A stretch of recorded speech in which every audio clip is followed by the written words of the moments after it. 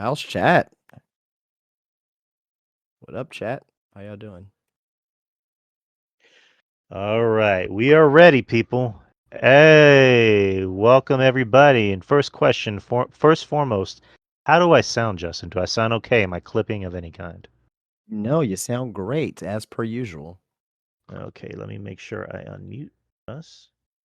Okay, we're good. That was just like 5 seconds. But if I sound kind of fuzzy, just let me know. But welcome everybody to this special AEW All In review show on the experience. Lately, we've been doing a lot more of these post shows. This is probably the first AEW All In show that we've probably done. Yeah, Post yeah, show, yeah, yeah. post show, Live, live, yeah. Li- live exactly. But welcome everybody. How's everybody doing tonight? As anyone that knows me, I am Drew, and with me as always is the man himself, my tag team partner in crime. Justin from Spinebuster Tees and spinebustertees.com. What's up, Anna? How you doing, Drew? How's everything, man? I can't complain. I'm pretty content. Had a pretty chill day at work. Watched the pay-per-view. Got home in time for the main event. Um, and ate a sandwich. So I guess that's good. And rolling in a sandwich. My God, that's pinnacle of eatery right there, you know?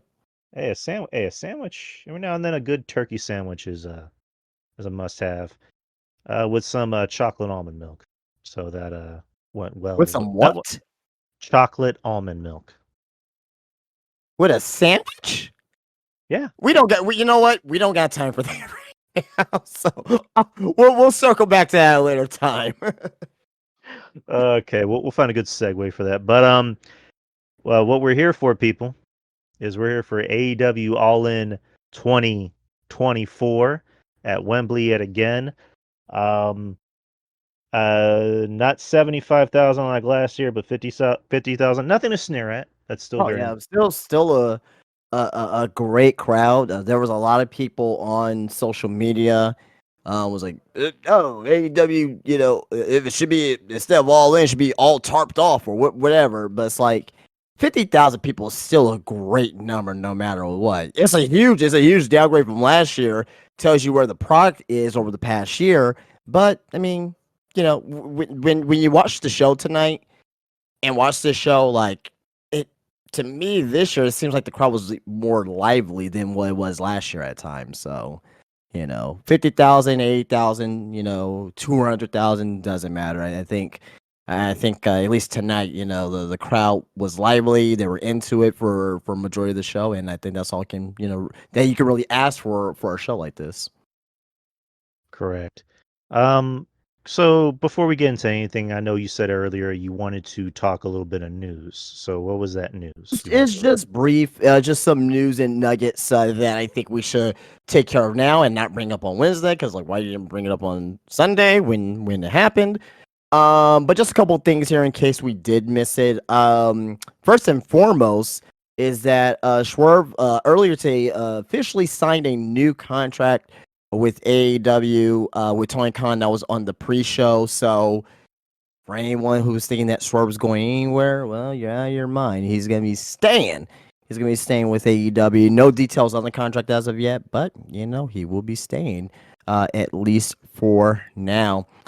Secondly, and we did talk about this earlier in the week on Wednesday, that the potential pay-per-view locations was London for next year. Obviously, they're going to be going back next year for Forbidden Door in August 24th, 2025. So exactly 1 year from now, they're going to be back in London for Forbidden Door. They didn't say it was gonna be at Wembley again, so I'm assuming it's gonna be in a smaller arena. So there's that. So they move all in back to July, and they move Forbidden Door up to August. So they're switching things around with that.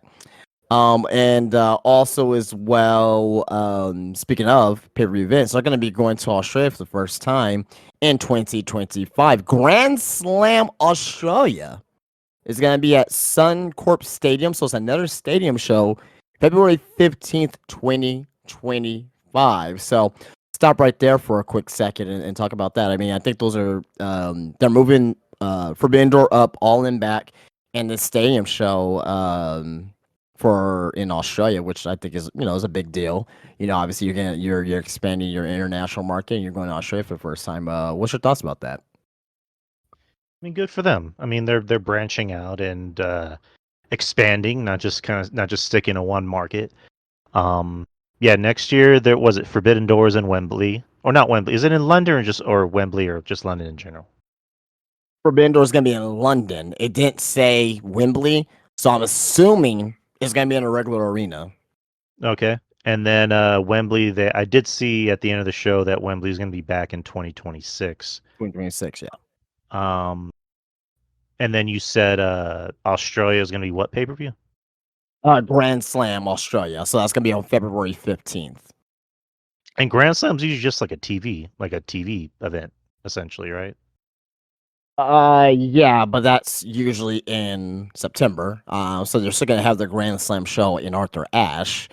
Right. But this one's going to be. I'm assuming with the name Grand Slam, I believe this has to be like a tennis stadium, kind of like similar to Arthur Ashe. Oh, So cool. that's my assumption. So I'm not too familiar with some court stadium. So maybe you tennis aficionados, or maybe you're people who live in Australia, who's very familiar with this stadium, can let us know. But yeah, it's not going to be like a huge stadium in comparison to like a Wembley, or or even what they're going to be doing in Dallas, for or Arlington actually, for the next All In. So, but it seems like it's gonna be a smaller stadium, but still a stadium nevertheless. So, it's probably maybe 30 to 40,000 people that'll probably fit up. So, you know, Well, yeah, good for them. Good for them branching out to kind of expand the show and grow their fan base. Yeah, good for them. That's all I'm gonna say. cool, cool, cool.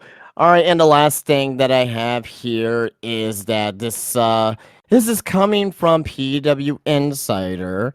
That Daniel Garcia is under AEW contract through October and remains in discussions with the company. He has not signed a new contract as of yet. It's coming from PW Insider.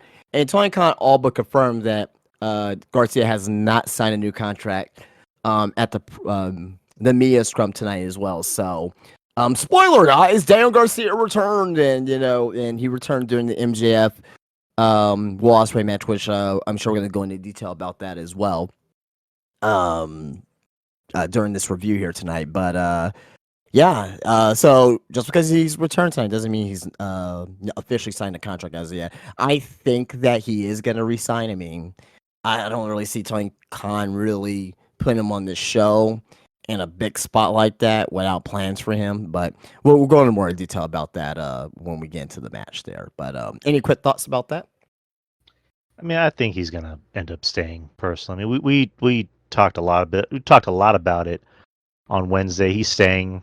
I think you said loyalty has probably a bigger role to play in that. Yeah. But yeah, he's gonna stay. I think Tony Khan's gonna offer him a big ass contract, and it looks like he's gonna feud with MJF, who's the biggest star in the company, um, as of now. But yeah, just he's staying.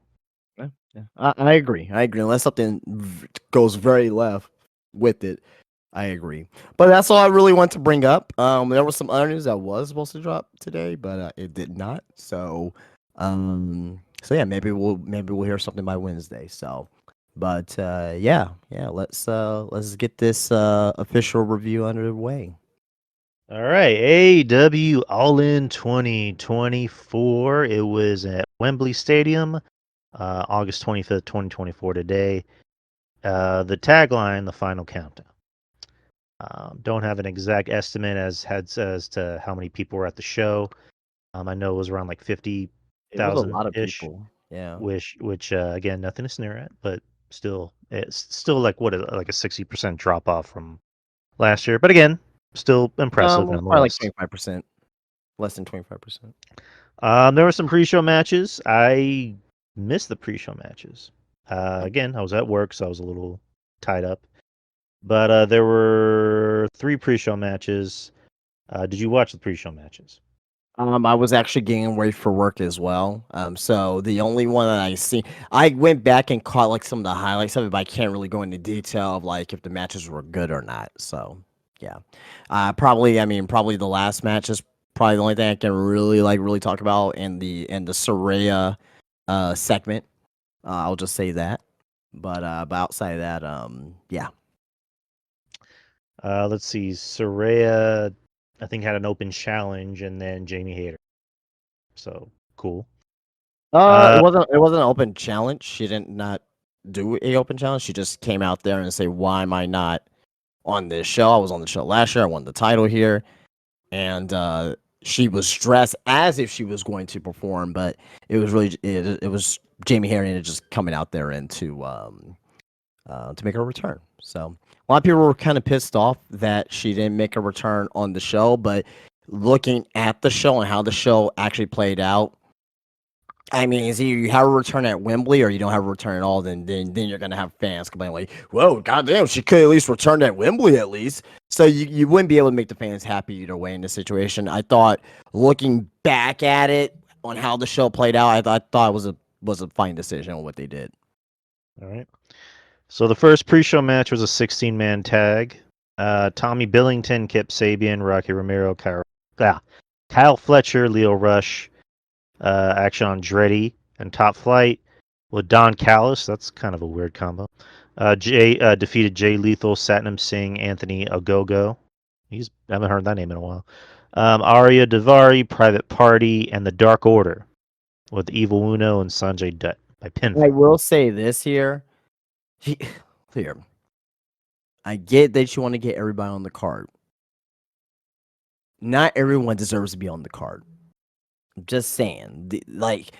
pre-show, whatever, right? I didn't see it, so why am I complaining? But I'm just saying the generalization of it is that you could have done something else. You could just have a regular tag team match, maybe of an 8-man, but a 16-man. That's really really too much, right? So the only thing I saw out of this match was the spot with Satnam Singh and Leo Rush. Then you got RJ City, on the pre-show saying that, oh, we must see that next week. I'm like, no, no, we don't. But if anything, if we do see it, it's gonna be on Rampage. So who's gonna see it anyway, right? Like, so why am I complaining about it if I'm not even gonna see it or watch it? So whatever, do whatever the hell you want on Rampage. That's number one. And also number two, Private Party was on the heel team. They came out to pump the crowd up as baby faces, but they're on the heel squad, and they're more baby faces right now than heels. Not because they're getting positive reaction from the crowd, it's because of how their characters are. They're not acting like heels. They're not like doing heel tactics, saying "shut up" and screw the fans. They're still Private Party as baby faces. So I don't know. Thought that was very strange, but I digress. I digress.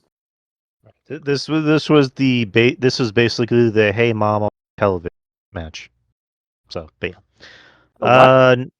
Hey Mom, I'm on television match. Sure. Okay. Just to go with your point of like not everybody has to be on the show. I I got you. get I wh- got you. I got you. I like yeah. Anywho, mixed tag team match: Willow Nightingale and Tomohiro Ishii defeated Chris Statlander and Stokely Hathaway by pinfall. Since Nightingale and Ishii won, they can choose the stipulation of the CMLL World's Women Championship match between Nightingale and Statlander at all.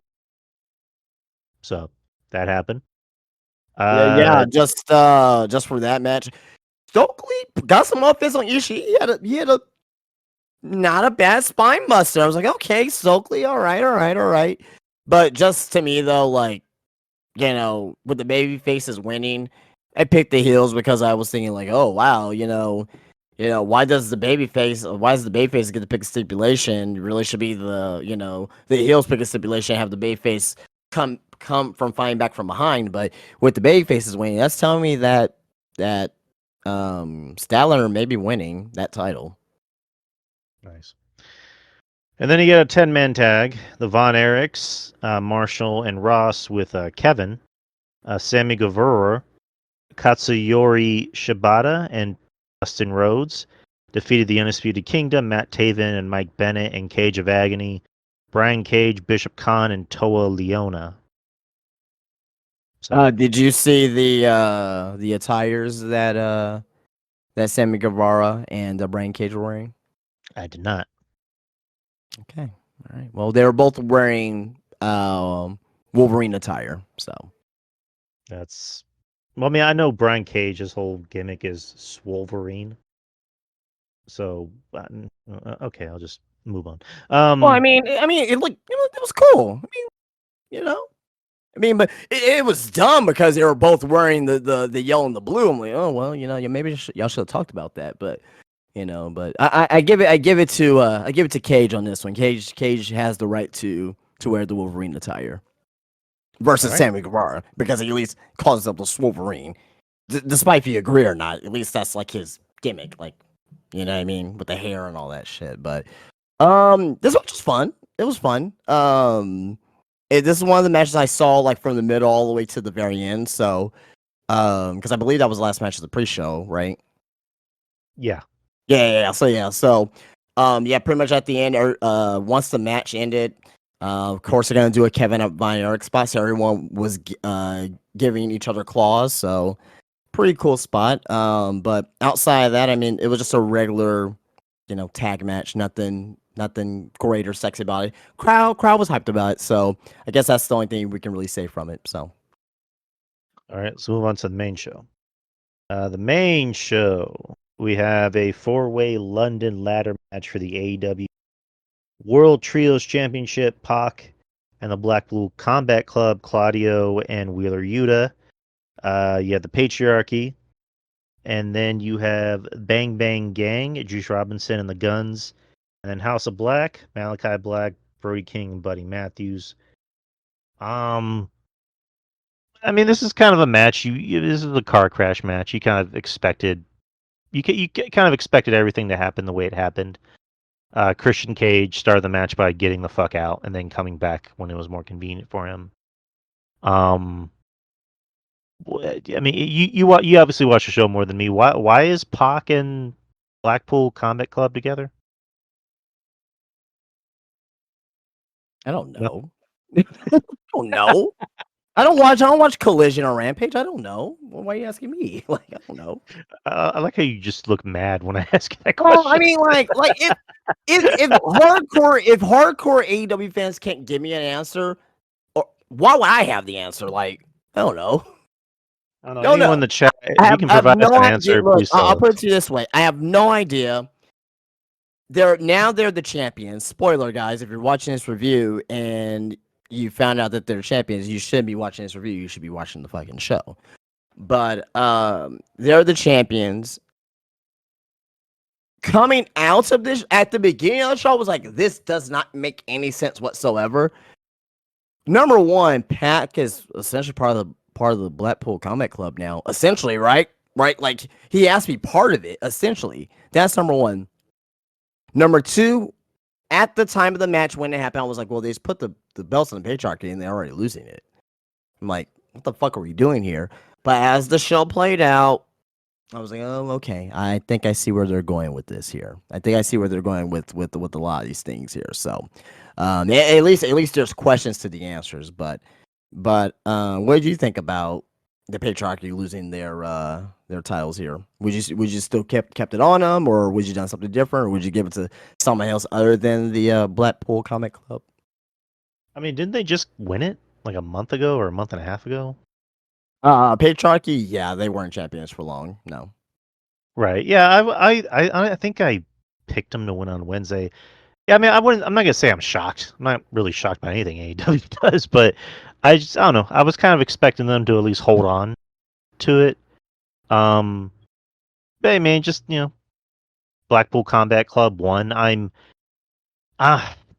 don't know. Maybe it's just a theory of mine, like to kind of fast forward to the end of the show. Do you think maybe they won it just so they can have that feel good moment, like after the main event, along with Brian, since Brian was one of the No. founders of Blackpool It's Combat Club? to Okay, to me, it's way more than that, than just a okay, feel good moment, in my opinion. Okay, just I don't know. I was just kind of look. I was just trying to look for logical reasons behind this, but I guess I'm Well, I'll explain it once we get to the main event. So, and if I'm wrong, I'm wrong, but I can kind of see, possibly where they are going with this. But yeah, the patriarchy, yeah, they just won, but also as well their story here too, with not only with the Blackpool Combat Club, but also with the patriarchy as well. So okay. And then just I don't know. I see every time I see Malachi Black, I'm just like, for the love of God, Tony, let this man go. Just let him go back to WWE. Let Hunter fix him. But like with Buddy, wasn't the story that he allegedly signed a new deal and then then it became a thing of he didn't sign a new deal? I have Like what? no idea what's going on with Buddy right now. Okay. I Uh, can't confirm or anything. There has been no concrete news for that. So all right then. So that was the match. Next is we had the singles match for the AEW Women's World Championship. You had Timeless Tony Storm, the champion, with Luther versus Mariah May. This is a good match. Um, some kind of weird booking decisions. No, most notably Mariah May slapping her mom. That didn't really make any sense to me unless there's a ongoing story with that. I don't know. Like what do you think about that spot? Did that make any sense to you? yes, because Mariah May is fucking mad right now. Well, not like mad, like oh I'm angry, but she's having her her demeanor is getting more mad. So of course she's a fucking heel, and she's doing anything that she possibly can to get heat. Slapping your mother is definitely a version of getting heat. Um, you know what I mean? So would I have done it here? Who knows, right? But at the end of the day, though, it did its part. It got more heat on her during the match, so I was fine with it. I don't know. To me, it seemed like cheap heat. Like slapping your mom. Like I get where you're coming from, saying that she's out of her mind, she's crazy, and the best way to get heel heat is to slap your. I mean, it's like with Dom, where Dom yelled at his mom and said "shut up," and then Ray punched him in the face and got a huge reaction. I don't know. It was just Yeah. that Well, I the mean, Dom. comparing that with the Dom and this here, I mean, it's No, so go ahead. no, I was gonna say like for Dom, like that was like a year, like almost a year's worth of storytelling culminating to one big segment. Whereas Mariah May, like it's apples to oranges. It's like two very different storylines. So, Yeah, um, different I mean, it storyline. got. I mean, But I it, I mean, mean, it, but we know that was going. I mean, probably not lead to slapping her mother, but we knew this was going to lead to a heel turn of either or. Eventually, I thought it was going to be Tony Storm that was going to do the heel turn. So when Mariah May turned, I was like, oh wow, wasn't really. That's a new wrinkle I wasn't really expecting, but we knew the heel turn was going to come in.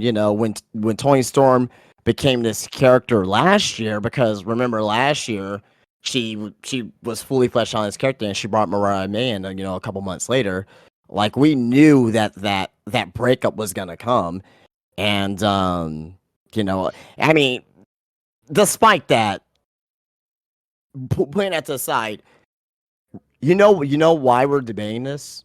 why? Because this has story. Yeah. One of the like this feud, the main event, MJF and Will Ospreay, those three, those you can talk about anything else, even Mercedes Moné and Britt Baker, right? There was a little bit of story there, but it wasn't really strong until this past Wednesday. But those three that I named there, those are the three strongest stories coming into this event. And the fact that we are having a conversation about the story more than the match, that says a lot about what they did building up into this match here. But as far as the match itself, I thought the match was really good. I thought it was really good. Not like match of the year for the women or anything like that, but I thought it was a really good pay-per-view match. And to add to that as well, a lot of people who's never seen Mariah May's work may be a little bit more impressed now with her because of the fact that she had a very good match with Tony Storm. So I thought this was a good match. The right decision was made. Mariah May is the new champion now. What happens next? What happens with Toni Storm? Is Toni Storm going to take some time off? Is she going to come right back to Mariah May? Is she gonna go back to her old gimmick, which I don't want to see, but I'm just naming it as a possibility of her going back to her old gimmick. Like, what is going to happen with Toni Storm next? So, but yeah, Mariah May wins the AEW Women's Championship, and deservedly so. The only thing I'm worried about, this was a great story. This is a very good match. What's the follow up? I'm going to be asking a lot here in this review. Mm-hmm. What's the follow up? As of right now, I don't really feel confident with the follow up with Tony Khan. I just don't. I was being honest. Yeah. But as far as that's on Wednesday. I'll give it a chance, see what happens. But as far as this match and the story I was told tonight, I thought they did a great job. Thought they did a really good job. Yeah, the match I actually really did like. I thought it was really good. I like Tony Storm. I've always been kind of hot and cold on Tony Storm. You know, I mean, earlier days, like I always thought, good look, looks like a star, but she would kind of do things that would make me kind of question it. Now the gimmick, you know, the timeless, you know, 1940s, 1920s, you know, Hollywood star, you know, it's working. And it's getting over. I mean, it's been over for what, like a year and a half. Yeah. Just about a year now. Yeah, a little bit Mariah over. May, Mariah May looks like a star. I mean, she can work. She's not afraid to get down and dirty in the ring. You know, obviously because she bled today. Um, but yeah, I mean, you're right. Like, you know, what's going to happen after this? Because it just I seems like mean, Mina was in the crowd. God, you know what? If I was there in London, I they would have had to pull all security off of me. I'm just saying. God, she's a specimen. I'm telling you, she's a specimen. Is Mina Shirakawa, but she was in the crowd. She was looking very conflicted. So I'm wondering if something's gonna happen between her and Mariah. Maybe I don't know. I don't know, but I can definitely see something with Mina because obviously, you know, been talking about them forever. You know, Club Venus. You know, you had Mariah May, then you had Mina Shirakawa, then you had Zaya Brookside, right?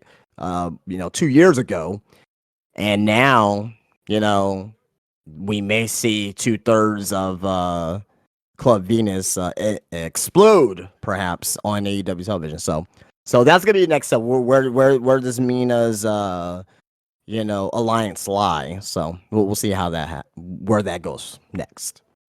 And I like the ending of the match because the ending of the match, it wasn't too overly complicated and, you know, convoluted. Like it ended. It had an ending and it was simple. So next is you had the last chance match for the FTW Championship. Had Hook lost, he would have never been able to challenge for the title again. Hook versus Chris Jericho with Big Bill and Brian Keith. Oh boy. Big Bill Uh, was over. oh yeah, Big Bill looks like $1,000,000. He had to, you know, too bad he had to sell for a teenager. Anyways, and I like Hook. I'm just fucking. But Chris Jericho. Like I don't know. Like again, Chris Jericho. We had this conversation about heels. Chris Jericho is the opposite of a cool heel because he's a heel that thinks he's cool and he wants to be cool. Like he wants to be a cool heel. He wants to be a vicious heel. He wants to be booed. He wants to be hated. But he comes out to the ring and sings, and you know sings his song that I just can't stand anymore. I used to think Judas was a cool song. Now I can't listen to it anymore. Well, that's singing juice to the ring. I mean, thank God. I mean, I'd probably do it I better. mean, But he hasn't used juice in like a little bit over close to a year now. I think he hasn't used Judas. anyways, as soon as I heard him start to sing, I had to turn. I just took out my headphones. Like I ain't listening to this shit. You know, This. like I am a learning tree. Oh boy, I'm It sure makes you me are, laugh. Chris. It makes me laugh for the wrong reasons because it's like this sucks, but it's funny. It's funny, but it's not meant to be funny at the same time. So, yeah. Yeah, I'm the opposite. I think it sucks. I did not like this match. I I thought it was kind of weird how in the beginning you had he had three giant guys. I mean, compared to Hook, they're three giant guys, especially Big Bill, all gang up on tiny little Hook. And I mean, again, I'm not a size queen, but yeah, Well, it Hook sounds is. like you are. I mean, Jeff Lippman, our good friend, our resident happy lawyer, is a size queen. I'm not a size queen, but the aesthetic in this match was just like three of these big guys are ganging up on this small guy. So Hook, how tall you think is Hook? 5'7", 5'8", if I had No to guess. fucking way. So you think you're taller than Hook? I'm pretty sure I'm at least an inch or two taller. And how tall are you? I'm 5'9". He's Hook is 6 foot tall. Bullshit. Bull fucking shit. He's 6 feet tall. He's 6 foot tall, man. I'm just saying. Bull motherfucking shit. He is not 6 feet tall. Hey, I don't make these things up, man. Dude, no. Nia, no. I refuse to believe he's fucking 6 feet tall. No. Oh, okay. All right. Don't get hot about it, man. Just No. Just like they said Adam Cole was 6 feet tall. He is not all 6 feet tall. Okay, all right. All right, cool. Let's score our jets here. No, fuck that. He's not 6 feet tall. Anyways, let's move on. But yeah, this match was no bueno. It was no bueno. It was not good. Hook won. Cool. Taz came in and did the Taz mission on Brian Keith while Hook was doing the Taz mission on Jericho. Jericho tapped out and put over Hook. So now Hook is the FTW champion again. So, any thoughts? The match wasn't for me. Could have been the worst match of the show. I would probably say so. But also at the same time as well, I'm not gonna go on and say that this was a terrible, a right awful bad match. We have a crowd like that reacting the way that they did. You can at least say that the match was watchable, at best watchable. So that's what I'm gonna say is at best watchable. People were hot for Big Bill. They had a nice couple spots. People popped for the dual Taz missions. So I mean, I can't really totally shit on it. But Jericho didn't look good for most of the match, so I will say that. But outside of that, though, Hook winning was the right decision. Well, really, it wasn't the right decision because I thought if Jericho would have won, at least Hook wouldn't be like put into a corner with this fucking belt. But whatever, whatever. Just the match was watchable. I'll just say that. But happy for Brian Keith getting his first stand appearance, man. Local Texas guy here wrestles here in used to wrestle here in San Antonio a ton. So met him a couple times. Back, good guy. So just want to say that. Right. Moving on. You had. Hold on. Okay. You had the three-way tag team match for the AEW World Tag Team Championships. Yeah. The Young Bucks, FTR, and the Acclaimed. Don't sound so excited. Dude, like with Jericho, I can't with the Young Bucks anymore. I can't. You never could with the Young Bucks to begin with. A long time ago, once upon a time, I tried to give the Young Bucks a chance. My dog is barking for some reason. I tried to give the Young Bucks a chance. I can't. I really can't with them. Just they have go away heat with me along with Jericho. They had the same match every single fucking time. And FTR, again, another team I used to like. Not to say I hate them. We talked about it with Dax. Dax needs to I don't know what's going on with him. Stay off of social media. I mean, look, I separate real life from what's going on in the ring. I will be remiss to say, I'll be a fool to say that the Young Bucks, FTR, and the Acclaim are not good tag teams because they are. They're good tag teams. No matter if you think about their style ever, they're all good tag teams for different reasons, right? FTR is more of the old school style. Acclaim is, they're still over with the crowd. They're very charismatic. Max Caster is okay. Andy Bowens is a lot better than Max Caster, I think, in ring wise.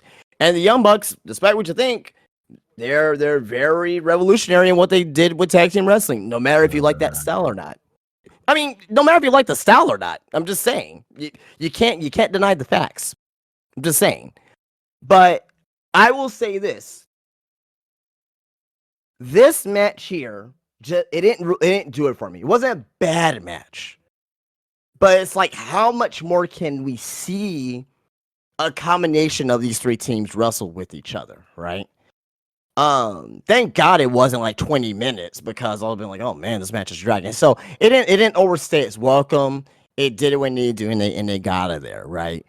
But the fact that you have the Young Bucks again going against FTR in some fashion. It seems like when FTR signed their contracts with AEW, it seems like, oh, well, in your contract, you're going to be having a match against the Young Bucks, at least 2 times a year or 3 times a year. So that's what it feels like. So, but to your point with FTR and Cash and I'm sorry, with Dax or whatnot, you even have you came by the shop while it was on Thursday. I was catching up on this whole Dax and JD stuff, and I was like, oh wow, what I mean, like JD, they're really like putting it in on not just like him, but like AW as a product as a whole, because they go in there and say what they want to say, but again, I try to put that to the side. I don't look at, oh, if I like you as a person, I like you as a wrestler. Well, that's kind of why I don't do. Because it's kind of like Mark Hamill. A lot of people don't like Mark Hamill, right? But people still love Luke Skywalker. Yeah. So you know what I mean. So that's why I do with wrestling for the most part. So, but regardless of the fact, back to the match. This match here was good. It was good. But again, how can I keep seeing matches like this over and over and over again and still be impressed with it? So, those are my thoughts about the match. Though it was good, serviceable, but again, it's won't say I'm bored. I wasn't bored of the match. I'm just bored with a combination of these three having matches against each other always. Yeah. Anywho, next is the Casino Gauntlet match. I mean, did you have thoughts about the match? I mean, I didn't want to just run over you on that one. So Yeah, the Young Bucks won. Surprise. I don't know. Again, dude, just the Young Bucks. I can't with them anymore. So, but anywho, Casino Gauntlet match for a future AEW World Championship match. The participants, there are 12 people. Orange Cassidy, who I guess had a vignette, I guess a little mini movie before he came out. it was like dedication to Mr. Bean. Yeah. Have you seen Mr. Bean? No. Yeah, I've seen Mr. Bean, of course. Oh, okay. And then Okada, so they opened the show. Then after that was Nigel McGuinness, who made his return to wrestling. So he got a big pop. I mean that was a nice little shocker there, right? Like that was a nice surprise. He went in there. I mean, obviously I was wrestling 13 years, but someone who has wrestled in 13 years, first of all, he was in tremendous shape for one.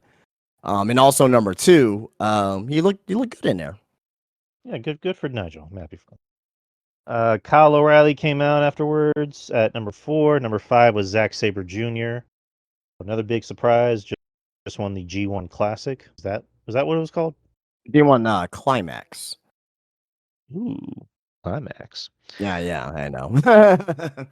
Next was Roderick Strong, who's still wrestling. Next was Mark Briscoe, the current Ring of Honor World Champion, who got a big reaction. God bless him. Next was Hangman Adam Page, who's still mad about everything.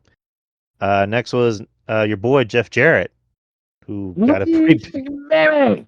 I did pop for that for the wrong reasons. I'm back, baby. Great. Who got a pretty big reaction, surprisingly. I mean, it's fucking Jeff Jarrett, man. Next was the debut of the shocking former WWE superstar, Ricochet. And he was wearing NXT black and gold too. So, good for Ricochet. Good to see him there. Good to see him get make that money, and a future dream match with Osprey is inevitable. So, but good for Ricochet. Happy for him. So Next before we was go on, oh, sorry, go ahead. I'm sorry. Go ahead. Go ahead. I'm sorry. no, I insist. Continue. No. Finish up. Then the last two were Christian Cage, which I was a little baffled by that, and then Kill Switch. So, but continue. So before we continue, we talk about the match. What do you think about this casino gauntlet? I I really like this concept. I like It's it. it's cool. I mean, it's WWE has the Rumble, and now Yeah. AEW has their Casino Gauntlet. So, Yeah, the um, first couple were kind of rocky a little bit as far as like how it was going, but I really like this particular this particular gauntlet match. I thought this particular gauntlet match was really well paced and fun. And I think they got a hell in their hands. Now, don't do this 3, 4, 5, 6 times a year. Don't overdo it. But if you do this maybe up to 2 times a year, I'll be totally cool with that. I was thinking like do it primarily for All In, like have that be an All In match, kind of like how Money in the Bank was a WrestleMania match. Yeah, I mean you can do that too as well, but but if they want to do it 2 times a year, I'm not gonna complain about it. Right. But yeah, one at least once for sure, because I think they got a hell in their hands with this match. Yeah, it's a cool concept. Yeah. It's kind of weird because you have so many like I guess big names, for AEW and also like in the Indies, Japan that are in this match, and it's just like these guys easily could have just had like a singles match on the show. Right. You know what I mean? Like you could have like again, I'm not the biggest fan of Zack Sabre Jr., but you could have had a Zack Sabre Jr. have a match with somebody in the show. You could have had and I'm surprised Orange Cassidy didn't have a match. And anyone that knows me knows I'm not an Orange Cassidy guy. But how is he not on the show? In some way, shape or form. Um, same thing with Hangman Adam Page. But yeah, just to continue, uh, the match towards the end of the match, Kill Switch looks like he's going to choke slam Christian, and then Kyle O'Reilly, who I can't tell if he just was maybe late or early on his cue, legit looked like he was just standing behind Christian to go, should I do it now? And then Kill Switch chokeslams him, and then Christian pins Kyle. So now Christian will have a future world title match, which I did not like that personally. It just again, I like Christian. I like what he's doing now, but to me, that doesn't really do anything for Christian, in my opinion. Um, I mean, and again, I'm not even a Hangman Page guy, but I think that match would have done more for Page. But You are totally 100% correct, and I even agree. I even said that, hey, if Hangman did not win tonight, what the fuck are we doing, right? Because it should be Hangman versus Swerve at All Out, period. But what happened at the end of the show, I am not mad that it's Christian in this case, because there is a bigger story brewing here between Christian and Killswitch. They have a lot of routes that they can go with this, right? I think the most likely route is that, Killswitch costs Christian the title against Danielson, right? I think that's the most obvious one. Or the most unlikely one is that Christian wins the title from Danielson and Killswitch turns on Christian, and we get that's a feud for the World Heavyweight Championship. I don't agree with that. I'm just saying on what could happen. So that's a possibility. Do they think that they want to try to push Killswitch to the main event? I don't know. I have no idea. But at the end of the day, though, Christian did say that, because one thing I do fall from Collision is what Christian's doing. He did say that he is going to win every single title as he's in the Patriarch. So he's won the TNT Championship, right? Has won the trios titles, right? Hey, World Heavyweight Championship could be next. So we'll see. We'll see. So there's a built-in story there. That's my point. Even if a lot of people may not know the story. There's at least a reason behind it because he has said that on television. So there's that. But I would have preferred Hangman. I think it's an easier route, is an easier story to write with Hangman. But the fact that Swerve lost, I think that may have changed plans for Hangman to win this match. So yeah. Right. I mean, again, I'd be fine with a Christian Cage world title run because I like Christian. Um, I personally, again, this might be an unpopular opinion. I like Christian's TNA run better than his WWE run. Like I thought he had better matches. That's not popular. A lot of people will say that, I think. Yeah, I But mean, also, oh, sorry, go ahead. Go ahead. no, go ahead, finish. No, I was gonna also say, but also to add to that too, is that you got Christian, who's the number one contender, right? Yeah. But you also have Darby Allin. He's gonna get a title match at Grand Slam at Arthur Ashe. So Okay. you know what I mean? So it's convoluted right now because you have Danielson, who just won. You got Swerve. Does he get a rematch? You got Hangman, who lost his match. But okay, I'm excluding Hangman because he didn't win tonight. Then you got Christian and Darby Allin. So it's like it's a little bit convoluted right now. So I don't know where this is going long term for the world title, but as of right now, it seems like it's gonna be Danielson versus Christian, maybe at All Out, and I don't know how I feel about that. I don't think that's an All Out main event worthy type of match, in my opinion. Especially if you only got less than 2-3 weeks to build it up. I don't know, because like you brought up Darby, and then I had a quick thought of like, what if they do this, and then you kind of reminded me like, oh, he gets a title shot at Arthur Ashe. I'm like, Arthur Ashe, yeah. Yeah, because I was thinking like, what if they? Because like, I'll save my thoughts for after the main event. I don't want to, fast forward or anything. But next is you had a singles match for the AEW American Championship. You had Will Ospreay versus MJF. Both getting big entrances. Will Ospreay coming to the ring, basically promoting a new game, the new Assassin's Creed game, which actually looks pretty good. Which actually looks kind of cool. I like the Assassin's Creed. I mean, he's a fucking Assassin's Creed whore. So. Oh no, I know that. Like he has a tattoo and everything. So yeah. He's Assassin's Creed whore. So like, he didn't promote the game. Like, can I promote the game, bro?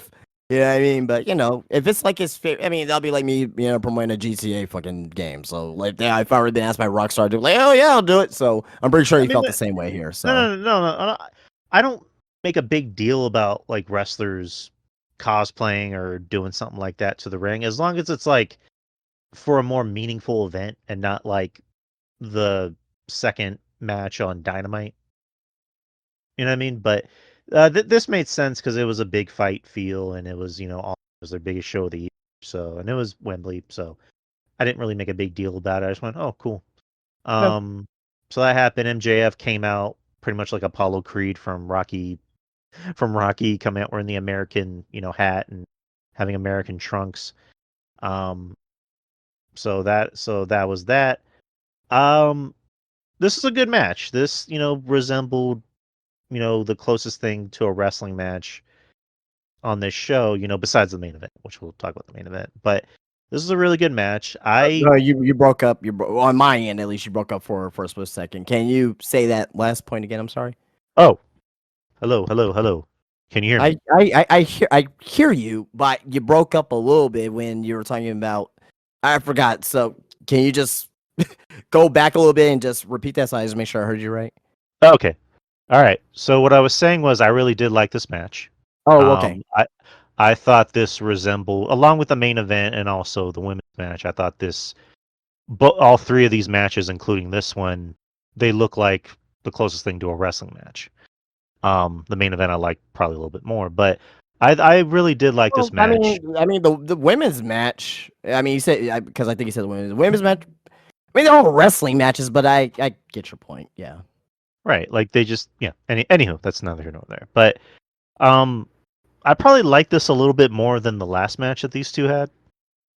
Partly because it was more part. What's the right word to use? it was a little bit more contained, and it had an ending, and it made sense. I'll say this: if you like one or the other better, I don't dispute it. Right. I think this one was more story driven, Yes. which is fine. Obviously, if you're more in the story, hey, completely fine, right? I think the Dynamite match was more of the in-ring action, and this still has some phenomenal in-ring action as well. But it goes to show you that MJF can do it both in the ring and have stories in his match. I think that's safe to say, right? Yes.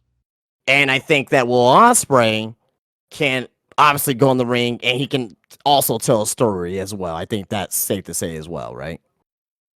Yeah, like again, I give Osprey flack, but that's for like other shit. But like in ring wise, I'm not the biggest flippy guy, but something about him works for me. I can't really explain why, but he can obviously work. He kind of wish he would eventually in the future. I think he should tone it down, but that's another conversation for another time. But he's very good. Obviously, he's very very good. I'm not gonna sit here and say he's the greatest wrestler of all time, but he's very very good. He's over as fuck. He's over like Rover. Yeah, he People is. people love him some Osprey. Um, seems like a nice guy. Um, yeah, this is a very good match. These two have very good chemistry. MJF is more of a grounded, kind of traditional-ish wrestler, whereas Osprey is kind of the new wave, modern wrestler. And they found a way to make it work. Um, and let's kind of flash forward to the ending of the match. So, there was a bit in the match where Osprey goes for a dive and he lands on a cameraman. Yeah. And then He nearly and killed him, by the way. nearly, God damn, he killed him. MJF grabs the belt and it makes it seem like he's still lying on the ground. Osprey gets back in the ring while the referee is distracted. MJF goes for the swing of the belt. Osprey ducks, goes for, I believe, a clothesline. And then MJF hits him with the belt again, tries to go for a pin. Osprey kicks out. And then MJF grabs his brass knucks while the referee is knocked out again. And as he's about to swing his arm, a hooded figure is on top of the is right behind MJF, grabs the brass knucks, hits MJF. It reveals to be Daniel Garcia, Yeah. who hasn't been seen on television or hasn't been seen in AEW since MJF took him out. Right. And then Osprey goes for his finish. 1, 2, 3. Osprey is the new now bringing back the international championship because Christopher Daniels came and presented him with the international championship. So good match, good ending. And he went Um, with the Tiger Driver as well, which was a move that he quote unquote retired until Brian Danielson after Dynamite just told yep, him, "Hey, do it." So again, that story there, like going back to that Danielson Will Ospreay match, what happened to Danielson, and now I'm thinking with this Tiger Driver now, it's going to be like the One Wing Angel where no one kicks out of. But I think it's even going to be even more special because I don't think he's going to use it every single time. I think he's only going to bring it out when necessary. So if that's what they're gonna do with it and the story that they have with this one move, I'm totally with it. I think it'll be a great thing to save it for special occasions like this. And when someone hits it, the match is gonna be over. So because it took a long time for that referee to get back in the ring and do the 1, 2, 3. That felt like a kind of like an ECW match from back in the day, or it felt like when Triple H pedigreed fucking Booker T at 19. So, yeah, because that took forever when H pinned Booker, but anyway, I really think that they got something going there with that Tiger Driver for sure. and I like how Osprey just announces it, Tiger Driver, Yeah. and that's it. But liked it. I liked it a little bit more than their match that they had on Dynamite a few weeks. Was it like a month ago? Yeah, about a Uh, month and a half ago. Yeah, like I said, I love both matches. Both matches are matches of the year contenders, right? If you pick one or the other, by all means. Personally, I like the first one better, but if you did like this one more, hey, I don't blame you. They were both phenomenal matches. Okay.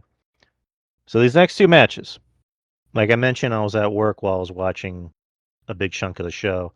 I was driving home from work while the next match, the AEW TBS Championship, Mercedes Moné versus Dr. Britt Baker. I did see the entrance where Monet came out in like like a carriage with her dog, and so you're gonna have to kind of pull duty on these next two matches. I actually missed them because I actually Yeah, came sure. home. I actually came home literally when the main event was beginning. So Sure. describe how this match went. AEW TBS Championship match. The first few minutes of this match was rough. I'll tell you this. Have you seen the fan reaction online to this match? I'm sure you have, or because a lot of people have been talking about it. If not, that's fine. Yes, I'll just leave Okay. it at that. Oh, okay. And what were we saying? One said that Mercedes pretty much carried Britt through the whole match. Okay, that's what a lot of people were saying. Yes, that's true. Okay. That's kind of the big gist from everybody else's. Okay. Yeah, Britt, that's Britt, pretty much it. You're yeah. pretty much spot on what they were saying online. If you actually watch the match, the first few minutes were rough. The last 7 minutes was really good. I thought they really picked it up in the last 7 minutes of this match. So that's like because this match went about close to 20 minutes. I think the last 7 minutes was really good, and I think both women, pulled out a good match out of each other. But yes, Mercedes carried most of the match. That is true. I don't know if it's ring rust on Britt Baker that she's still trying to fight off because remember she was gone for a while, people. But even before that, she wasn't like a great in ring wrestler. But Yeah. yeah, I'm sorry. Go ahead. No, I was gonna say with Britt, it's just like she went through this weird spurt of like when she first came in, she was bad, and then she started to get better when she got pushed, and then when her push happened, that's when she got worse. But yeah, continue. Yeah. So Mercedes, no matter what you think about her, she's a good in ring. She's good in ring. Promos, okay, that's different, right? Hit or miss, hot and cold on that. But in ring, she's usually good. And she had a good match here with Britt Baker. Takes two to tango. Always says it takes two to tango. But I will say that Mercedes was doing more the lifting in this match than Britt Baker. The last 10 minutes was really good, I thought.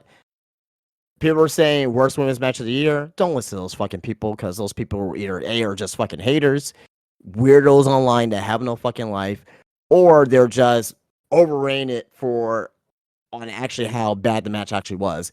And I won't even say the match was bad. I thought at the end of the day, I thought it was a very serviceable match. Not memorable. You're not gonna remember this, a month from now. But at the end of the day, it's not a match where it's like, oh my gosh, the worst women's match of the year.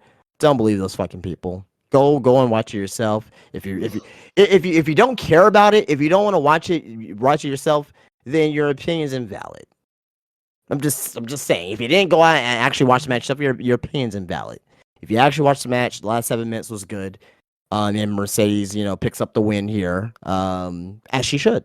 You know what I mean? As she should. But I thought the last 7 minutes was fine. It was a little sloppy here and there, obviously, especially at the beginning of the match. It was very sloppy. Towards the end, it was getting a little bit sloppy as well. But again, I thought both women did fine for what was presented to them at the end of the day.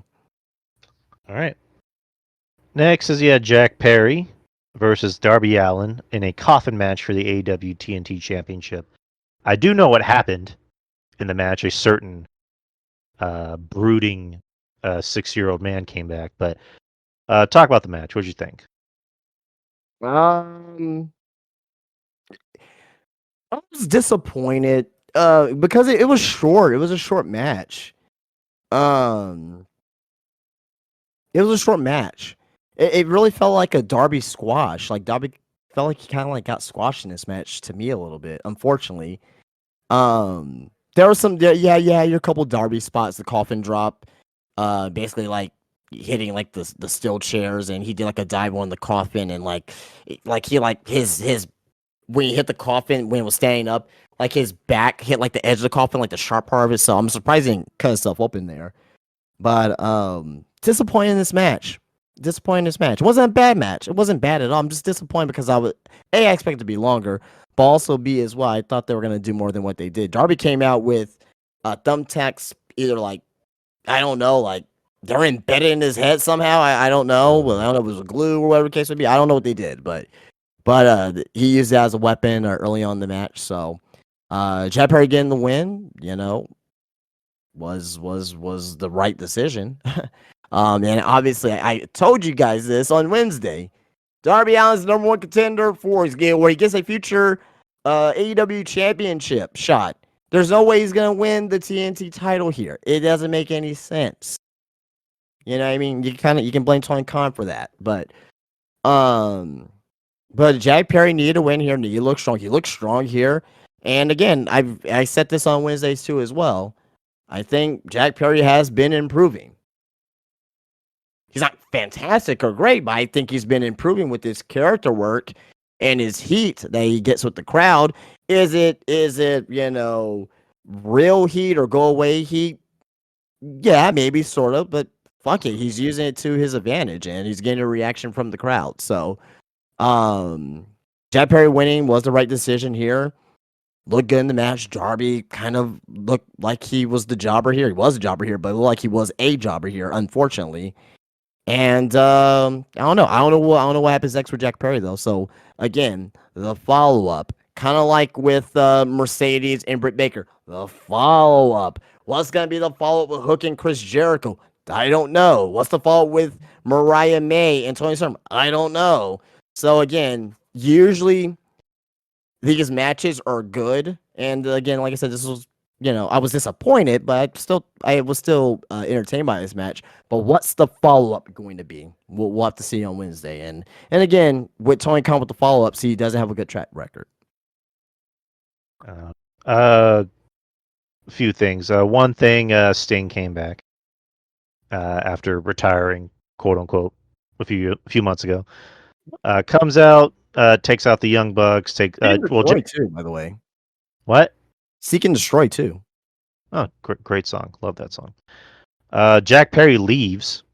The badass himself, Jack Perry, ends up leaving Sting to take out both the Bucks. So that happens. Did you see Sting's Just for Men die? Hey, if you have the money, do it. It doesn't. I mean, it's like with John Cena. John Cena has all that money. He doesn't want to fucking get hair plugs. I mean, I love Sting. It's just something I noticed. That's it. Nothing wrong with it. But it's just like, man, your hair's jet black, brother. I'm fine with it. Also, Jim Cornette said Jack Perry has girl's hips. Okay. What's that got to do with anything? I just think it's hilarious. Okay. Anywho. All right. Well, he has girl's hips. Woo! All right. Now I can't unsee it. All right, main event time. Main event time. I don't look at another man's hips. I'll just say that. I put your hand up on my hips, then we do. Oh, nothing. All right. Main event time. Title versus career for the AEW World Championship. Bryan Danielson versus the champion Swerve Strickland. This was. I was gonna say this is the longest match of the night. No, it was tied with the Gauntlet as being the longest match of the night. 26. Oh, they're both 26 minutes on the dot. Yeah, on the dot. Look at Tony Khan. Just playing this out to the T. How long was Ospreay MJF? That felt longer to me. That was 25 minutes and 50 seconds. Oh shit. Okay. So it was off by 10 minutes, but like I said, I literally came home right when the match was happening, or right when Danielson came out, actually. Oh, okay. Danielson coming out to Final Countdown by Europe. Is that the name of the band? Yep. Okay, coming out. You had a lot of bands back in the day named after like fucking cities and countries and fucking continents. Europe, Asia. It Boston. was the heat of the. You got Boston. Yeah, I mean, so Chicago. Hey, that's good music. Great music. All great music for sure. Man, Danielson came out. His family, Brie. I was gonna say Brie Larson. Brie Bella, his wife, was ringside with their two kids. So that's a nice visual. Swerve Birdie. comes out. Swerve comes out with two rappers. Did you know who they were? That was Bun B, Texas legend. Bun B. That's who that was. I know who Bun B is. I just Yeah. again didn't recognize him. I haven't seen him in a while. But And Flash Garments um who sings the song for Swerve. They sang him to the ring, which that was cool. Um, so yeah, a lot of the match was Swerve getting heat, beating up Danielson. Actually, yelling at Bree is like, "Why are you making me do this to him? Why are you making me do this to him?" Yelling at the kids and trying to get heat by beating up Danielson in front of the kids. While I like his oldest daughter, they tried to make it look like she was, I guess, devastated, but I couldn't tell if she was devastated or just like legit looking at a iPad or something. Right. But it was funny. Good for Swerve. Even though, I don't know, Swerve kind of confuses me.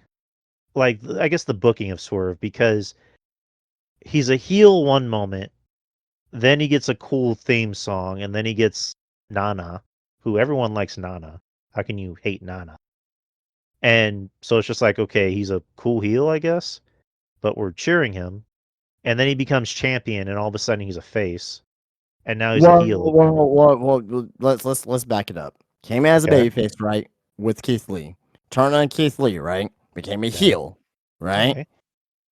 Got Prince Nana, which Prince Nana was always a heel manager. He was always a heel manager. And Yeah. even though people liked him because, he was very charismatic, he was always a heel manager. Okay. The feud with Hangman, they basically did a double turn in that match with the blood and all that shit. It was basically a double turn. And people started to boo Hangman and people started to cheer Swerve. Then Swerve ended up winning the title, right? And now for this feud, he was playing the heel in the feud itself. He didn't turn heel. He was playing because you gotta like for a match like this, you gotta have Swerve the heel because Danielson's career is on the line. You can't just have him just be the straight, edgy babyface. He has to play the heel. He didn't turn heel. He was just heel for the match. So and now that he's gonna be obviously still feuding against Hangman. Hangman is clearly a vicious, pissed off heel right now. And when they have their match, obviously Short was gonna get the babyface cheers and the babyface pop. So there you go. All right. Oh, I guess. Yeah. Overall, a good match. A lot like with the MJF and Osprey, and then the women's title match, like you know, resembling a wrestling match. Granted, there was like, yeah, I guess I shouldn't be too surprised because it's AEW and it's the modern wrestling crowd. Was it 4 false finishes? Danielson giving the what do you call it? The kick. What does he call the kick? The goat kick or what do you call it? It was Psycho Knee. Psycho knee. There you go. So Swerve doing. you say modern AEW match with 4 false finishes. I guess what I meant to say is it's AEW, so they cater to the modern wrestling, and whereas Gotcha. every match is not so much overbooked, but just you have the false finishes after false finishes, and again, just not my taste to have so many false finishes, like kind As of in on the entire show. yes and no, but like Okay. if it's just like false finish after false finish after false finish after false finish, it kind of takes me out of the match. But um, this Cody, didn't really. Cody, and Roman had all false finishes. That was the main event of WrestleMania. Like, come on, we This is the kind of main event figured of it. All In. This is the WrestleMania. Actually, I get it, but I get what you're saying, but you can't you can't like compare. Well, I mean, you can't compare one to the other. Obviously, you could do that, right? But you can't make one narrative over the other. Like false finishes is false finishes. Like it happened in NXT all the time, black and gold. Not saying that you loved it. I'm just saying it I, happens. I give this a pass in some aspects, but I'm just trying to make a point. Yeah, I get you. Where, I where, get you. I get where you. like I get it. It's just like if every single match has false finish after false finish, it takes me out. But this is the main event. I made an exception, and yeah, Cody and Roman did have false finishes. That was the main event of WrestleMania. You can kind of tell where that was going to go. You can kind of tell where this was going to go because this Danielson's retirement match, quote unquote. Um, but yeah, it was there was going to be Gaga in it. It was going to be overbooked as it should be. Um, but yeah, again I liked it. It's Danielson. You know, he's never going to stink up the joint. This was probably Swerve's best match or one of his better matches that we've seen in a while. You know, Danielson can have a good match with a broom handle. Like that's how good he is. Like Swerve has really had really great matches this year. It's like Yeah, obviously but the one. I'm sorry. Go ahead. it's Danielson. I mean, not to say No, you, not to say Swerve has never had a good match. I'm just saying like it's Danielson. Like you're never gonna have a bad match with Danielson. oh yeah, yeah, yeah. I always say it takes two to tango. I agree, 100% agree. Danielson may have enhanced it a little bit more. You know what I mean? But Swerve has had great matches with Hangman, with Hmm. what do you mean? He hasn't had great matches with Hangman. Move on. Next. He hasn't had great matches with Hangman. You don't think he has? He hasn't had a great match with Hangman. Yeah, yeah, yeah. Oh, all right. Also Osprey, yeah, great match with Osprey too. Yeah, All right. All right. All right. no, that was a good match. That was a good match. I'm not trying to say it Yeah, was a bad yeah, match. yeah, yeah. No, yeah, we can continue. Let's go. It's Oh, fine. It's fine. chocolate almond milk. Discuss. I'd rather not. I'd rather not. Oh man. Yeah, I was trying to lighten the mood. But no, this is a really good match. This match was predictable, but good predictable. I always say there's good predictable and then there's bad predictable. This was good predictable. Um, Again, a lot of the match was Swerve getting heat. You know, Danielson bleeding and again selling the neck of like Danielson has neck issues and Swerve attacking that. I did like I did like the spot towards the end where Danielson goes for the psycho knee, and then Swerve just kind of doesn't sell it at all. It just I Yeah. don't know, Oh yeah. it just reminds me of some anime shit. Reminds me of like Dragon Ball Z where Vegeta. I did see that, but I'm gonna call a spade a spade. I'm gonna call a spade a spade because I just can't leave it alone. I you know I don't like it when that happens sometimes when Yeah. someone just doesn't sell, like let alone a chop, right?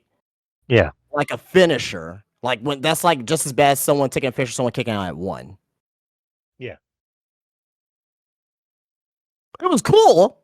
It Yeah. was cool. Doesn't mean I have to like it. So Yeah, it was cool. I mean, it was like in Dragon Ball Z when Vegeta put all energy into one kick on Cell, and Cell just no sold it. But if let's just say that if Swerve would have done a house call to, let's just say Hangman, and Hangman just gets right up, right? Will we be still thinking that it was a cool spot? I think both of us would have been more critical. yeah, I mean, I guess again, I'm not a big page guy. I guess the argument that people could make on that is, Hangman's crazy. He doesn't feel pain. Blah, blah, Or like Moxley does it all the time, right? blah. Ugh. Yeah. Good point. I'm just saying if we don't like if we gotta call out for one, we have to call on the other ones too as well. Like I thought Yeah. it was cool. Again, I still think it was cool, but like at the same time, I'm like, well, that doesn't make that doesn't make no fucking sense. You know what I mean? Like it was a cool spot, but it was unnecessary. Is that what Yeah, you're trying to exactly. say? That's all I'm saying. That's all I'm saying. Yeah. Okay. Anywho, where was I at? Oh yeah, just trading back and forth. Trading finishers back and forth. Danielson going for a psycho knee for a second time, gets a 2 count.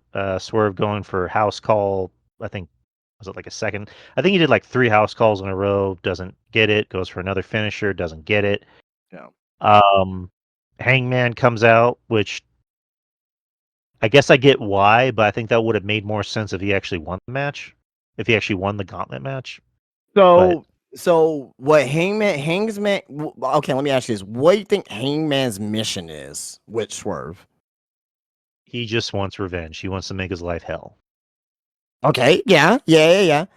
He basically said that I'm gonna take everything away from you, no matter what. Okay. So like, where if he would have won or not, again, it would have been better if he would have won. Because again, I'm going back to what I said earlier. I would have preferred Hangman to win that gauntlet. I would have preferred him to win over Christian, but him still coming out here, I'm like, you know what? That still makes sense. That still makes sense to me. So that's where I am with that. Okay. And then, oh yeah, right after that, that's when Danielson takes advantage of the distraction, goes for a psycho knee, doesn't get it. And then later on in the match, Danielson does another psycho knee and then does the bell lock.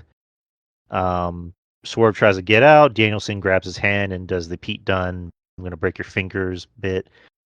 And then does what I guess what looks like Johnny Gargano's move, the Great Escape.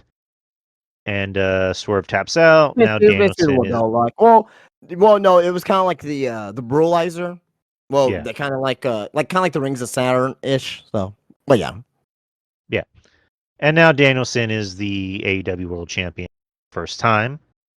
Uh, has a nice moment with his family. The Blackpool Combat Club comes out and celebrates with him. And yeah, again, nice win. Jason Solomon, posted something pretty nice on Twitter where he pointed out 10 years ago Danielson had a big celebration at WrestleMania 30 in front of a big crowd.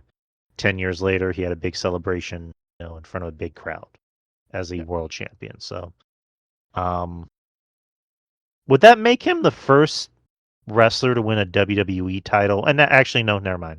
He's not the first. Never mind. Never mind. I was gonna You're say, talking was about he? winning He's WWE title and the AEW title.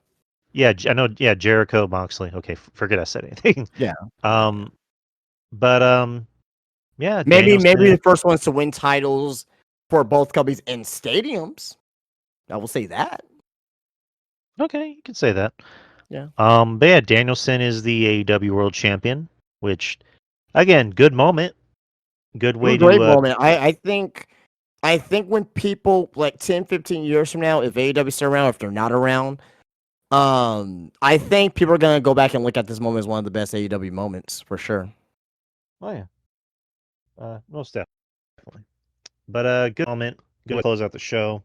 Um, Yeah. Possibly the end of Brian Danielson, or I guess before we get to All In or All Out. But um, Yeah.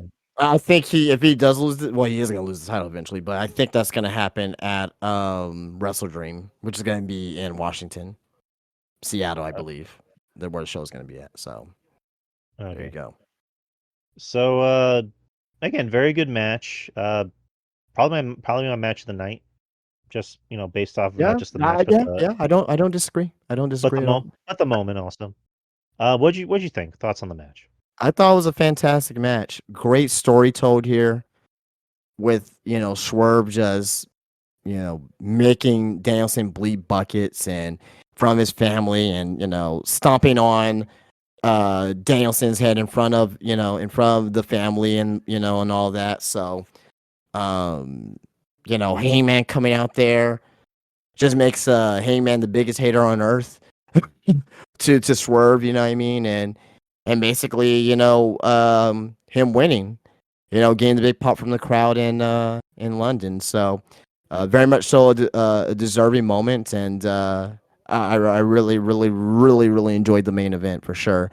If you think this is match of the night, fantastic. This is possible. You had two possible match of the year contenders on the same show with MJF and Ospreay, and now this match as well. So, do I think they are matches of the year? No, but if you had to say in your top 10, top 15, I wouldn't be mad at that either. So, but again, the story was great here. The story coming into this match was great. And the story coming out of this is very interesting. because I mentioned a few names, right? I mentioned Darby Allin, Christian, Swerve, all names, right? All names who who can be in this world title picture, right? There's one name that I think that pretty much from what happened tonight can join this world title picture. And I think the story out of all these names, I think the story will be the possibly the best. Who would you think I would be talking about possibly? Did they wrestle on the show tonight? No. Hmm. Hmm. Omega? Oh wow, that would be good though. I would love that. He is on his way back, but I wouldn't say Kenny. John Moxley. Ah, Look, why? look, just listen. I mean, I'm not saying that I will love it. I'm just saying I think the story would be great. Why would you think I would mention John Moxley? Because you hate me. I'll save it for another day. No, I'm kidding. I'm kidding. Explain. I want to hear this. So the reason why I'm saying John Moxley is because of who won the ladder match tonight. Blackpool. Who is Danielson a part of? Blackpool. I see where you're going with this. He's gonna come back with no title, thinking that the Blackpool comment, thinking that, oh, you guys think you're better than me because you won titles without me. He's gonna come back, with a chip on his shoulder. It may not be an immediate turn, but I can see something to where that he will turn on Danielson and go after the AEW World Championship. I'm not saying that I want that to happen. I think the story will be good. If it were me, if it were me, I would have just kept Swerve Champion and have him and Hangman go at it because the story is a lot better there. But I think that they have something there with Moxley and Danielson. Again, I'm not in love with it. I think the story will be very, very, very good. But as a creative decision, I don't know if I'll be in love with that direction. I'm just saying because I don't want people to get mad about it. And they didn't. If they would have heard it here first, it would just been like, okay, well, Justin did tell me that to prepare for this. So anyway, Yeah, he did. But just all saying. right, people. That was All In 24 at Wembley. It's already in the books. This is our review show. So I guess we'll do like Where would you get a score for it? well, I was about to lead into that. So I would give this show honestly, to me, I think it was just primarily a 3-match show. I mean, the women's match was very good. MJF and Ospreay was very good. The main event was great. Um,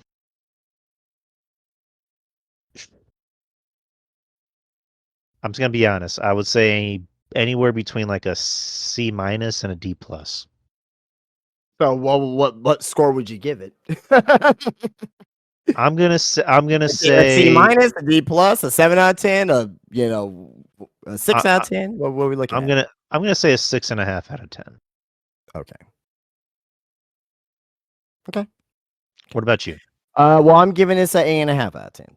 I think Okay. this is I like it's tied with Revolution for me, I think. But if you say Revolution's better, fine. Because like Steam's retirement and all that stuff, and you did have some good matches on the show. But if you think this show was better, okay, fine. But I think they're both tied for me as AEW's pay-per-view of the year.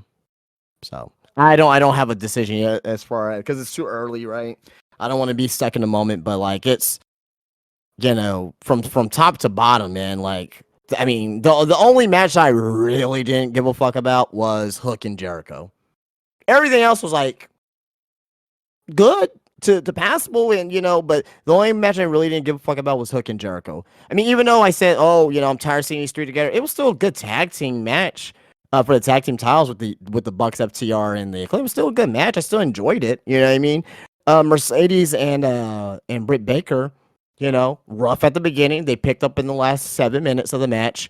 Even though I was disappointed with the lack of time of and kind of the booking decision with Darby Allin and Jack Perry, I was still fairly entertained by the match. So then they had three really good matches of Mariah May, Toni Storm. Then you had obviously Will Ospreay, MJF.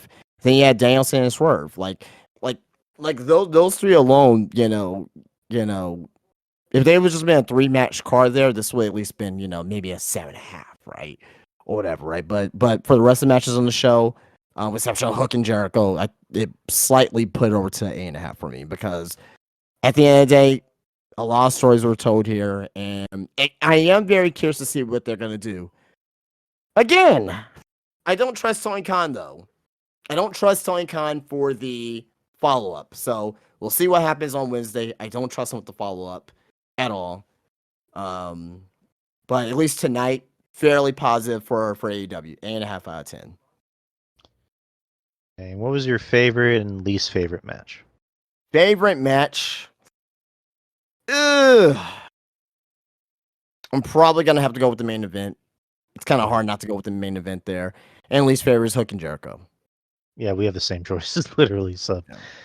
but that's our review on All In 2024 in Wembley. We will actually next week is gonna be a busy week for us because Wednesday we have the Wednesday show. And then the whole weekend next week. Too, yeah. What was that? Predictions as well. Predictions, which I think that's pretty much going to be the whole gist of the show on Wednesday. And then next Saturday, I was gonna say All In, Jesus Christ, no, Bash at Berlin, same time, same channel, 7:30 p.m. Central Time, and then Sunday is No Mercy. So we will be on literally right after No Mercy. No Mercy usually starts at like 6, so it should end like right around before 9, probably like 8. 9:30, something like that. Yeah. I was gonna say probably like 8:40 something. Usually it ends pretty early, so or Yeah. it usually just ends around 9ish. But yeah, we will be doing some busy boys next week. Jeff Littman should be joining us next Sunday. He is specifically available for our next show, so try to get RJ on tonight. RJ could not do it tonight. Yeah, I want to try and get a big show with like a big round table of guests. So, but yeah, we'll be here 3 times next week. So tune into that. But anyways, people, thank you to everyone on Discord, anyone listening on YouTube for joining us tonight. We hope you enjoyed All In. We hope you enjoyed our review of All In. Yeah. If you guys are here live in the Discord channel, go subscribe to Drew on YouTube and watch us on there, interact with on there. I know Drew's trying to grow a community over there on the Drew Yard Experience on YouTube. So he wants to, get those subscriptions up. So, just at the end of the day, support us. But mainly supporting Drew is really supporting Drew at the end of the day because it is his YouTube channel though. So he's putting a lot of hard work over there. So at least what you can do is at least go over there, give a like, help us with the with the algorithm over there, and give us a subscription and tell a friend about it too. Be a friend, tell a friend. Right, and as well as doing the I guess the live video feed on YouTube. I'll also be posting the audio portion on YouTube as well, whatever you're into, as well as posting the audio portion of the show on Spreaker, iTunes, Spotify, what have you. But yeah, man, just Justin, tell him how Spinebuster Tees works. Yeah, it works by you going to the website, find a t-shirt, click add to cart, and pay and get it shipped to you. I'm just kidding. You told me you asked me to ask him to say how it works. I just did. No, but visit Spinebuster Tees, spinebustertees.com. Go and get yourself a rate of merchandise on there. Wrestling t-shirts made by yours truly. Check out the Just Enjoy Wrestling t-shirt, the Hardcore Men's Wrestling t-shirt, the I Am a Mark t-shirt, the Vanilla Midget t-shirt, the USA American Pride t-shirt, and very much so, ton of other shirts online designed by yours truly. Get it shipped out to you. It takes about a week and a half to get out there to you on spinebustertees.com. Also, Spinebuster Tees on Instagram. Follow me on there. Always getting new stuff inside of my business. You know, which is booming right now, I will say. Where you can come visit me if you're ever in the San Antonio, Texas area. Spinebuster Tees at the Wonderland of the Americas, aka Crossroads Mall. Come on in, visit. Let's talk about pro wrestling, and also as well, while you're there, support me. You know, that's that's how I make my living. Come in, buy a T-shirt. Got T-shirts less than $10, or I'll say $10 and less for the most part in there. Also as well, go and get yourself an action figure, a lucha mask, some wrestling socks, a wrestling keychain, old vintage wrestling magazines or a VHS tape or DVDs. Have them all here inside my shop. Come visit. You won't regret it. You're gonna have a great time there. You're gonna be in heaven at Spinebuster Tees. At the Crossroads Mall, Wonderland of the Americas. Also, Spinebuster Tees on Instagram and spinebustertees.com. And for anyone that's and if you're lost, people, I made sure to put the link in the description for spinebustertees.com. As well as our other links, our social media links, my social media link for Twitter X, DY Experience, also Spreaker, which is where you can hear, which is where the home base for the show usually comes from. You can also find it on Spotify, iTunes. Uh, I don't say this a lot, but if you could be so kind as to head over to iTunes and give the show a review, give it a star rating, 5 stars. Maybe leave a nice little comment, how you feel about the show, how you feel about us. Um, yeah, that's really about it. And also YouTube, the YouTube channel. Get those numbers up. Get those numbers up. Trying to make that YouTube money, as Yeah. we all do. But Yeah, I mean, YouTube, the monetization on YouTube is a lot tougher yeah. than than what it was from before. So yeah, but do you know like the policies like for the YouTube monetization, like where you need to be at?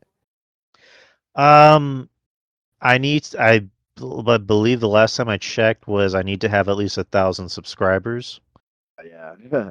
and Yeah. like a certain amount of like views before I can qualify for Not monetization. not views per se, but you need a certain amount of minutes watched.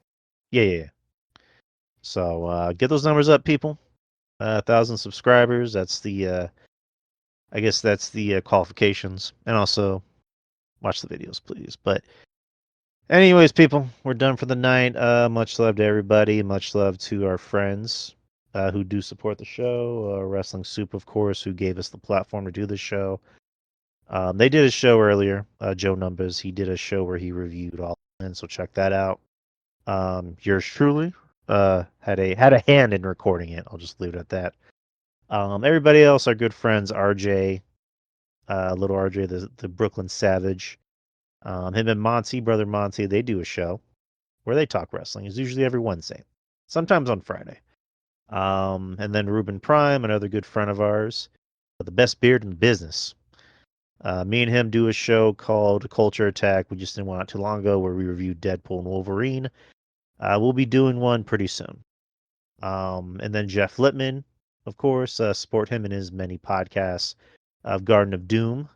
If you're into conspiracy theories, if you're into the supernatural, all that kind of stuff, my man has you covered. Um, Also, Hammerlock Hangover, that he does with a good friend of the show, Steve. And me and Jeff Littman, or Jeff Littman will joins us to do these NXT shows. We did the last one.